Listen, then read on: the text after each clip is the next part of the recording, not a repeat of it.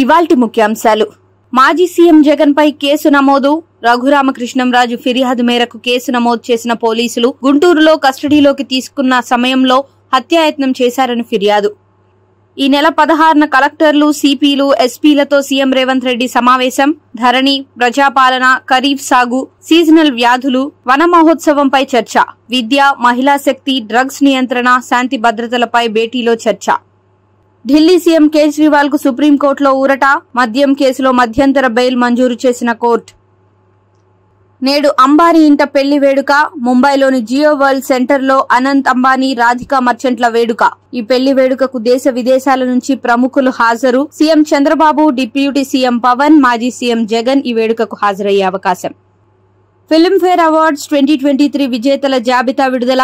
ఉత్తమ చిత్రంగా RRR, ఉత్తమ దర్శకుడిగా SS రాజమౌళి ఎంపిక, ఉత్తమ నటుడిగా దుల్కర్ సల్మాన్, ఉత్తమ నటిగా మృణాల్ ఠాకూర్ ఎంపిక.